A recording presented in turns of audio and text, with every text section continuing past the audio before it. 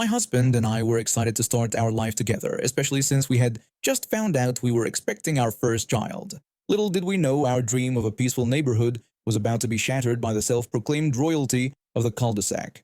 Our first encounter with a neighbor across the street seemed pleasant enough. She introduced herself with a smile that didn't quite reach her eyes and welcomed us to the neighborhood. However, things took a turn for the bizarre when my mother-in-law came to visit a few weeks later. My mother-in-law parked her car across the street, opposite our neighbor's driveway. It was a perfectly legal spot and we thought nothing of it. That is, until we heard a commotion outside. I stepped out, baby in arms, to find our neighbor red-faced and gesticulating wildly at my mother-in-law's car. Our neighbor was shouting that this was her property and that we couldn't park there.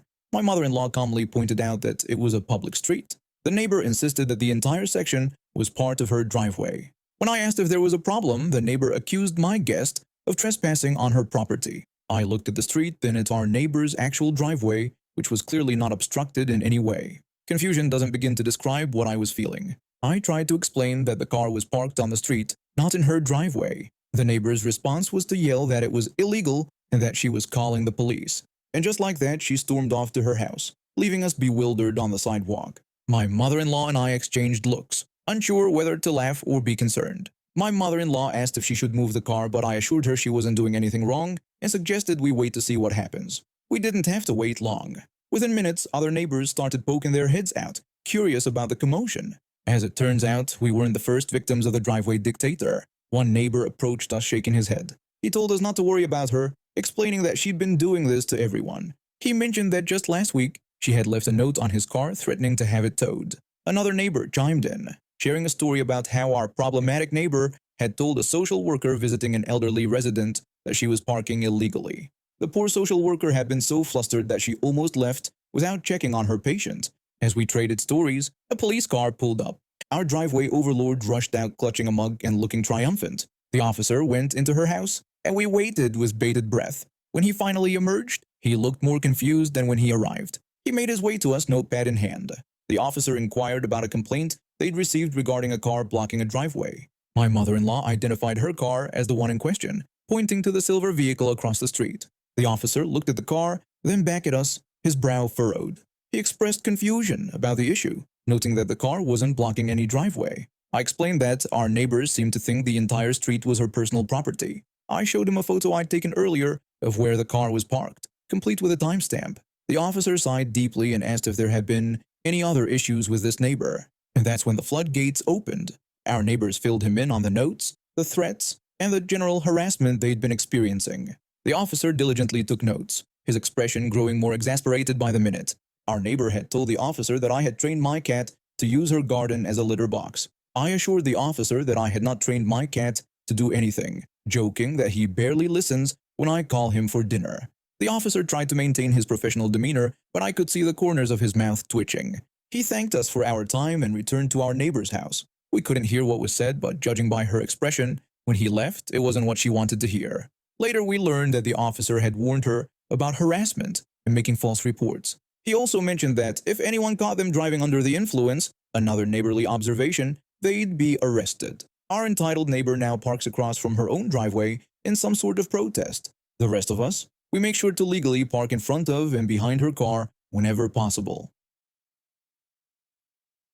In 2020, I lost everything in a wildfire. All I had left was what I could stuff into my Ford Focus during the evacuation. My landlord, on the other hand, had a big GMC truck and a fifth-wheel trailer. He and his family got out with everything they needed. That's when I realized I needed to be better prepared. For a while, I was couch surfing, but eventually ended up in a tent village with other fire victims. I furnished my tent like a tiny apartment and kept working, saving every penny I could. My goal? To buy a truck of my own. Fast forward to a few months ago. I finally had enough saved up to buy a used Chevy Silverado 1500. It wasn't perfect. A few dents, a big scratch across the hood, and some weather-worn paint, but it had low mileage and recent repairs.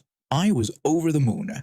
I bought it from a guy in his 50s who said he couldn't use it anymore due to a bad back. He even knocked $1,000 off the price when he saw how much I loved it. I was thrilled with my new ride.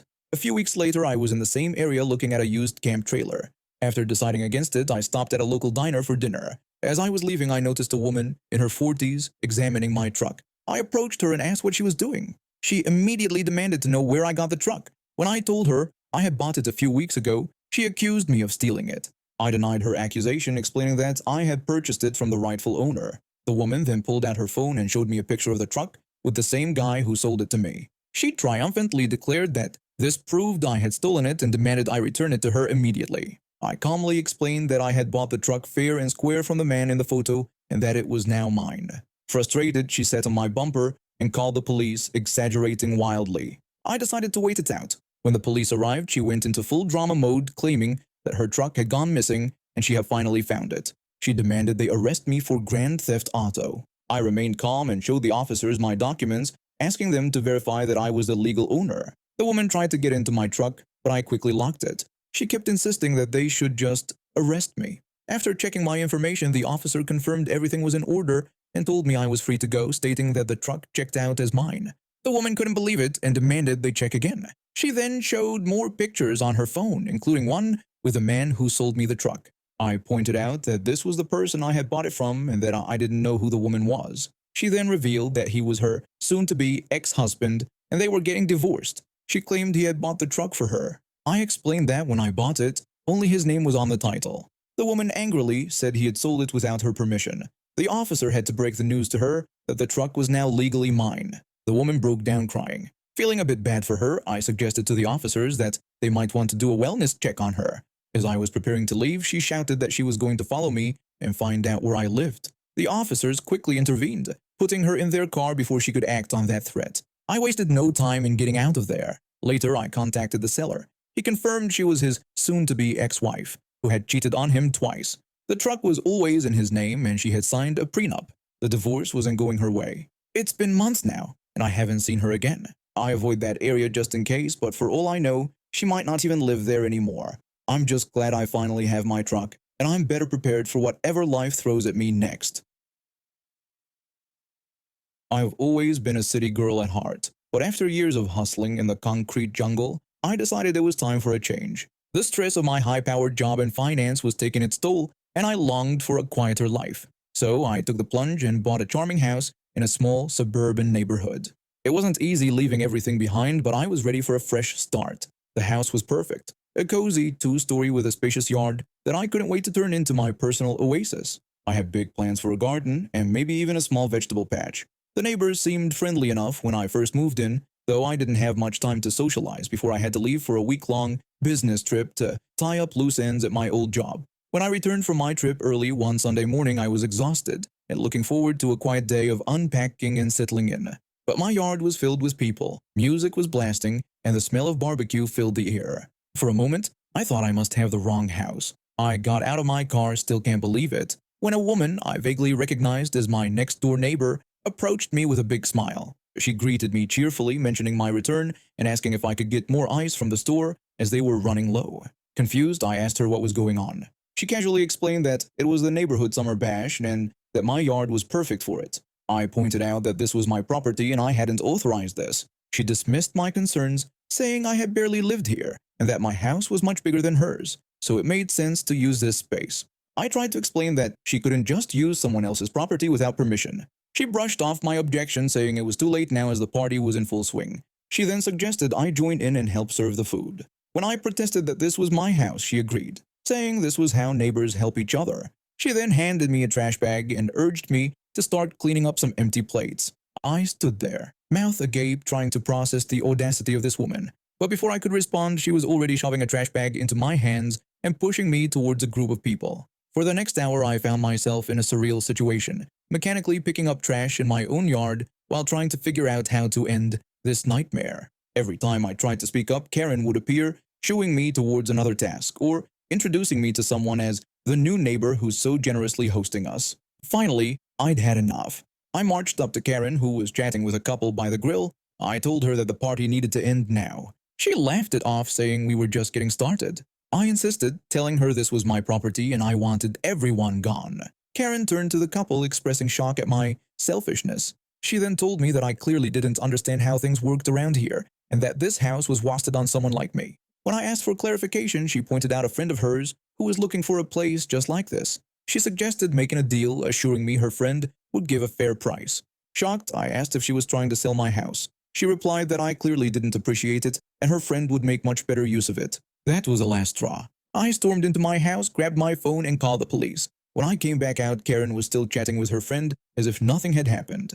I announced that I had called the police and the party was over. Karen reacted with indignation, claiming this was a neighborhood event. I reminded her that it was on my private property, which she was trespassing on. The police arrived within minutes, and the party quickly dispersed. As officers took statements, I watched Karen's face turn from indignant to panicked. An officer questioned Karen about organizing the event without the homeowner's permission. Karen stammered, trying to explain herself. The officer then asked if she had attempted to sell property that didn't belong to her.